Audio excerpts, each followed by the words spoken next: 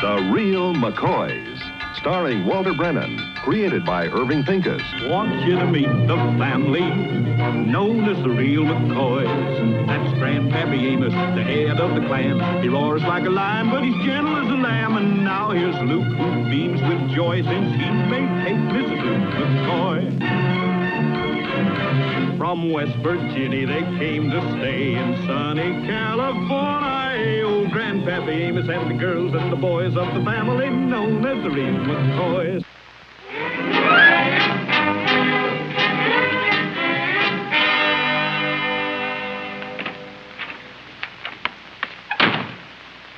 Sugar babe. Oh, no, you don't. That picture stays right where it is, Luke McCoy. Oh, not yet. Well, Grandpa still ain't got over our going to night school. You know what he said about my taking up home plumbing. Okay, if he finds out about this... Luke, there ain't nothing wrong with you learning how to paint. Grandpa should be mighty proud of his own flesh and blood, trying to improve himself, get a little culture. Why, you only been going a couple of nights, and just look at that pretty thing. I know I drawed it, but what is it? Your art teacher said you had a real nice feeling. Well, my art teacher ain't Grandpa. You know the only picture he ever caught into was that lumberyard calendar of Teddy Roosevelt a-charging up San Juan Hill. Just let me take it down. I'll put Teddy Roosevelt in there someplace. Luke, you leave that right where it is. It decorates the room mighty nice. Oh, why don't we just keep it decorating our bedroom, huh? Every morning when I reach under the bed for my shoes, it looks so pretty just laying there. You ain't gonna hide it no longer.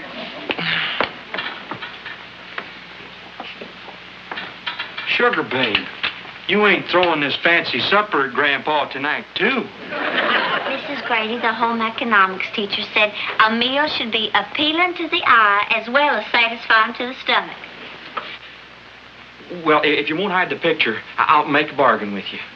Let's put the table under the bed. Well, two blows like this is liable to kill Grandpa. Hi, Grandpa. Hi. Supper's ready, Grandpa. Will you? Where? Who invited company? There ain't no company. Just us. Just us? Well, I know it ain't Christmas. There ain't no holly wreath in the window. Trying to make things look nice, Grandpa. A table should be more than something just to eat on. That's what they taught me in school. Darn fancy school. There ain't nothing wrong with fixing up a supper table to look good, Grandpa. Kate, it's beautiful. Thank you, Hassie. Women. Nice little Luke. Women. You ain't snorting, boy. Ain't nobody gonna accuse me of not siding with the men folk. It looks mighty pretty. Well, now, that was spoke like a true yellow-bellied husband. Luke, I'm warning you, that woman's gonna have you wearing garters yet. Well, I know it's a chicken, but what's it swimming in? It's a French recipe. I got it from school. It's called coq au vin. It's a chicken cooked in wine. Well, I ain't gonna eat no chicken that has to get liquored up to get the courage to come out here.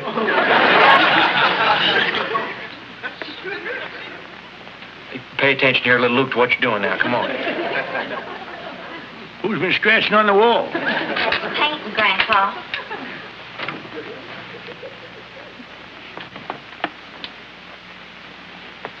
Well, I'll take your word for it, but what lumberyard put out that mess of chicken tracks? There's modern art, Grandpa. The artist puts down on the paper what he sees. I wonder what that knothead was looking at when he done that. The teacher says that Luke has a real nice feeling for art. Kate! He's got to know. Oh, boy. Look at your old grandpa right in the eye and tell him you married a lying woman. Grandpa, you're carrying on like I'd done something terrible. I might have known this was coming on. Way back when the mule kicked you in the head that time. Instead of getting up and kicking him back, you got up and run off crying. Grandpa's 4 years old. The mule was only 3. I didn't know you was going to bring shame down on my head like this. Why, I'd have traded you and kept the mule. We're on our way to school. Good night. They got a group for folks over 60 at the school. They have lectures and, Well, they make all sorts of things. It sort of gives them an interest in life. Why'd you try it, Grandpa? I got plenty of interest in life. I got my family and my home. What did little Luke and Hassie do if I wanted around to give him advice while he's growing up? Well, you know they love you, Grandpa. They got their own life to live. The older they get, the less they're gonna need you. Yeah, you ain't shipping me out to no old folks group. Grandpa, they make an awful lot of useful things. Yeah. Just a bunch of old daubers put out to pasture by the kids, just a wasting away and a waiting for old Gabe to blow his horn in their one good ear. Well, come on. If Grandpa wants to just waste his life away, just whittling and rocking, I guess we'll just let him.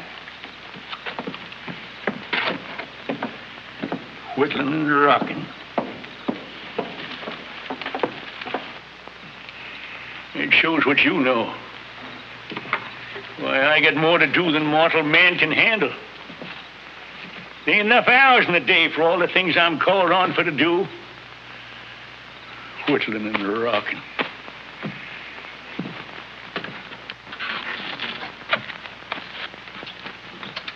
Well, Luke, I guess you can stand a little help with your homework, can't you? Sure, Grandpa. Well, I don't think you should help me much with this. It's history. You think I don't know about history? Why, at my age, I am history. So just fire away. Name 5 men who signed the Declaration of Independence. We'll come back to that one. Give us the next question. When was the battle between the Monitor and the Merrimac? And who won? We'll come back to that one, too. Give me the next question. Who was the first Secretary of State? Next. Grandpa, I think I better study in my room. Well, all right, Luke. You go ahead, and if something stumps you, just holler. That's what Grandpa's here for. Okay, Grandpa. Well, Hassie, you're growing up faster than weeds in skunk grass. Don't you think it's about time you had to talk with your grandpa about boys? Well, I have to go meet the girls at the mall shop, and I'm late as it is. Yeah, well, now, you wait here. You just sit right down. It won't take a minute, honey. Now that you're getting all growed up and you're going to be going to dances and meeting boys, there's some things you ought to know about. And that's what your grandpa's for, to tell you. Well, tell me, Grandpa. They are different. Yes, Grandpa. Go on. The difference is, Yes, Grandpa. well, the girls is the ones that dances backwards. Thanks, Grandpa. I'll have to remember that. Hi, Grandpa. Yes,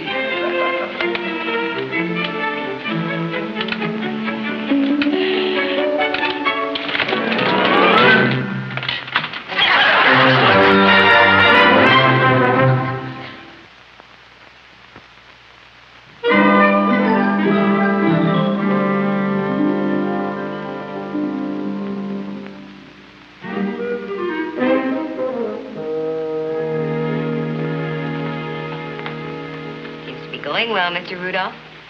You seem to be doing well, Brownie. Oh, Mrs. George, that is just delightful. So pretty.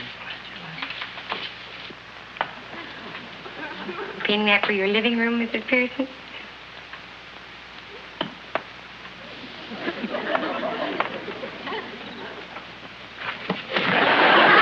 Good evening. Can I help you?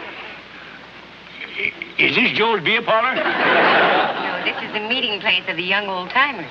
Oh, excuse me, ma'am. I should have known better. As long as you stumbled across us, why don't you come in and let me show you around? Oh, no. They're probably waiting for me down at Joe's. Oh, it'll only take a few minutes of your time. You've nothing to lose.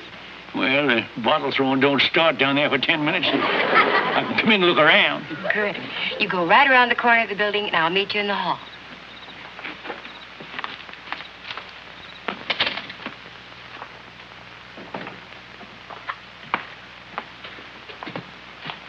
My name is Laura Fielding. I'm the guidance director for the center. Let me show you around, Mr. McCoy. Amos McCoy. It's nice to meet you, Mr. McCoy. I'd like to have you see what we do in here. Isn't that a nice still life that Mr. Teagarden is doing? Yes, ma'am. Well, come on down and see what Mr. Rudolph is working on. And Mr. Rudolph never worked with clay before in his life until 6 weeks ago. Isn't that an interesting head he's doing of Mr. Jasper? What's this Jasper figure on doing with it? Lugging around for spare? Are you planning to join the group, sir?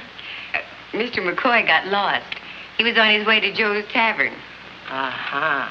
Well, my first time here, I was headed for the Turkish bath. Oh, you like it here, McCoy? Well, and I figure on getting fitted for a new head, I'll come in and see you. Ladies and gentlemen, I'd like to have you meet Mr. McCoy. He's visiting us. Just for about 5 minutes worth. We're very proud of our students' work. Some of their paintings are hanging on the wall of our auditorium. It's nice. Well, I'd best be going now. Are you leaving so soon, McCoy? Well, I never planned on coming here in the first place. Now that I'm here, it's the last place I want to stay. We all face the same problem.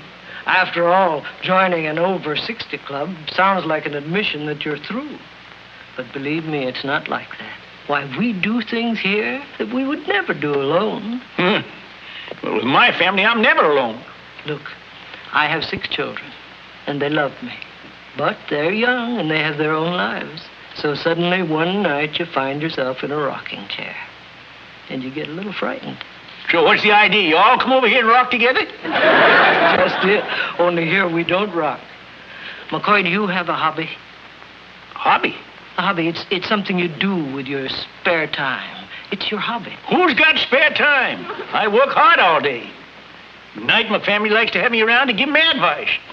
Well, I hardly get time to sit in my rock and whittle. You whittle? Anything. Just whittle. Oh, say. That looks like a real good piece of art. Miss Fielding. You say that again, and I'll whop you one. That's just plain whittling. Miss Fielding, look at that. Well, this is excellent. Where did you get it? McCoy here whittled it. Mr. McCoy, do you realize you're one of the few remaining exponents of a dying American art form? I wish you'd have said that. I can't hit a woman. Notice the flare of the nostrils. Give me Very that. clever. Uncle Wood. We're very interested, Mr. McCoy. Couldn't you tell us something about your technique? Well, I don't know nothing about technique. All I do is take a hunk of wood and set, and if you sit long enough, something's bound to happen. Anybody knows that's ever seen a chicken. How do you get such a perfect ratio between the head and the rest of the body? What's this crazy old fella talking about? The head's all smaller than the rest of the body. That's Mother Nature. Did you ever hear her? Look, let me show you. You just take it like this. You take your knife.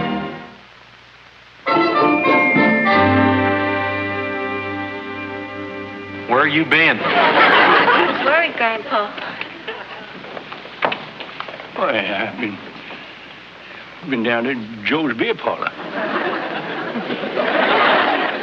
You done this to him, Kate.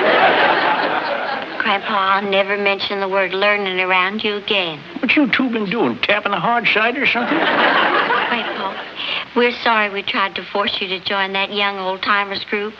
We know now that you'd be unhappy there. You see, we found out they do awful high-tone things, like making tapestries and molding clay heads and painting fruit salads. There ain't no sense you worrying and straining about trying to keep up with a lot of them educated folks. Me keep up with them? Grandpa, you're kind and you're gentle and understanding. I wouldn't trade your ignorance for all the brains in that whole young old-timers group. I wouldn't trade his ignorance for all the brains in the whole world. Are you two going to sit here all night praising my ignorance? What's so all-fired smart about a bunch of old coots sitting down making tapestry in a molding clay heads and painting fruit salads? Why, if I had a mind to which I ain't, I could be the head of that class in a week.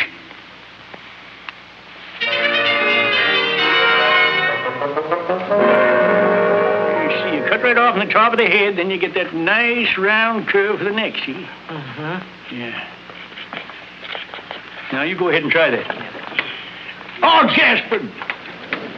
This is delicate work. You think you're back in your store slicing liver or something? McCoy, I must say you've managed to fit in remarkably well in the short week you've been here. Besides introducing a brand new craft, you've also won the respect and admiration of all our pupils.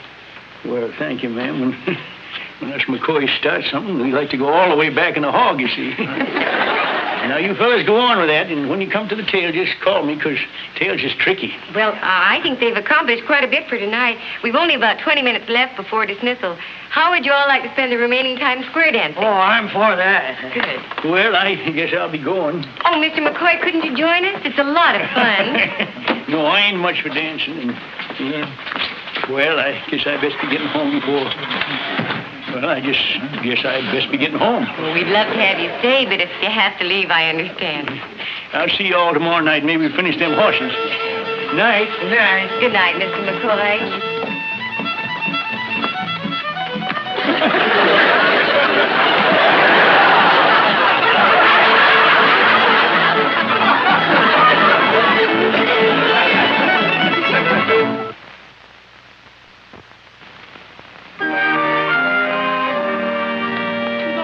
You'll be late for school tonight.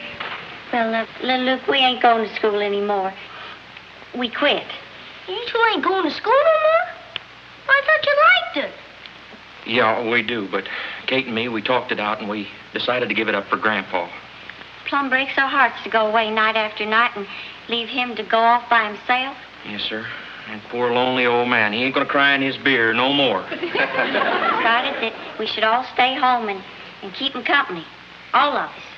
But I promised to meet the girls. I got to. Nobody's leaving the house. You see, we got to make Grandpa feel like he's wanted. The most important thing is not to let him know why we're staying home. Grandpa's got an awful lot of pride. Yes, sir. Oh, he's coming. Now do something. Look busy.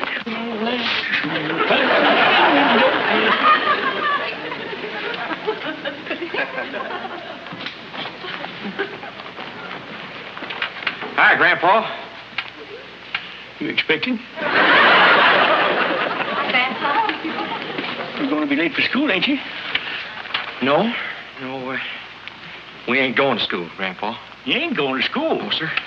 We, kind of tired of it, Grandpa. So tonight, we decided to quit. Well, you sure picked a fine time to quit. What for? Well, you always been again learning, Grandpa. I still am. And when you start a rotten mess, you don't sweep it under the rug.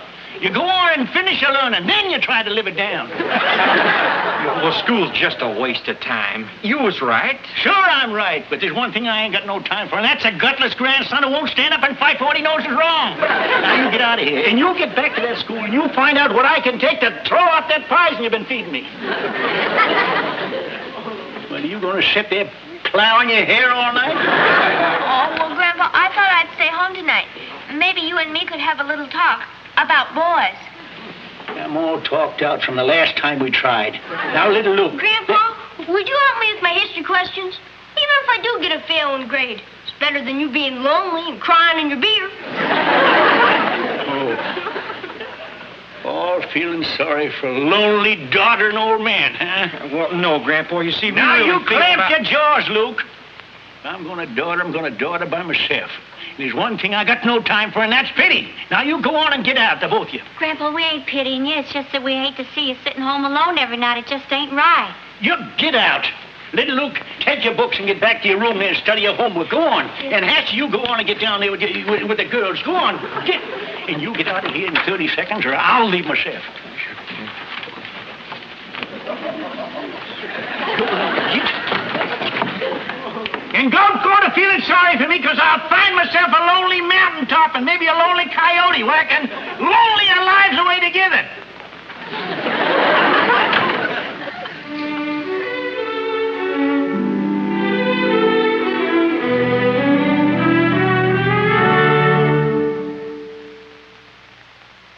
There's another who wants it. Oh, thanks.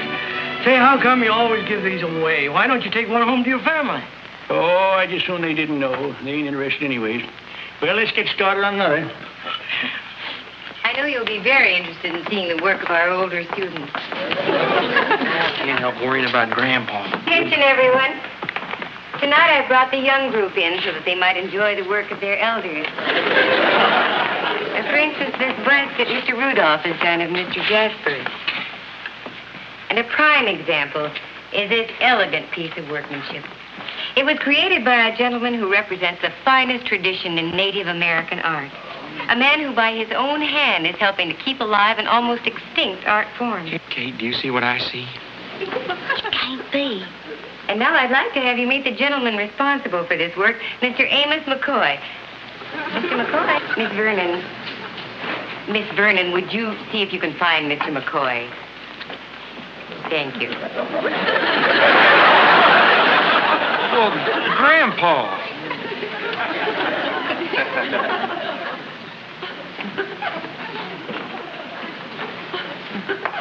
Fancy seeing you here. I was just headed for Joe's place. I'm late. You have to excuse me. Oh, don't let him fool you.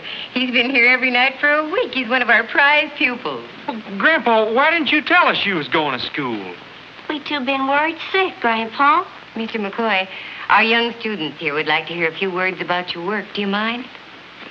Well, there ain't much I can say about the work, except it's fun and it's something everybody can do. Now, if any of you got a old codger like me to home who says he's too old to learn anything, you just tell him he's wrong. Because nobody's ever too old to learn new things. I don't care whether they're 50, 60, 70. Look at me, I'm almost...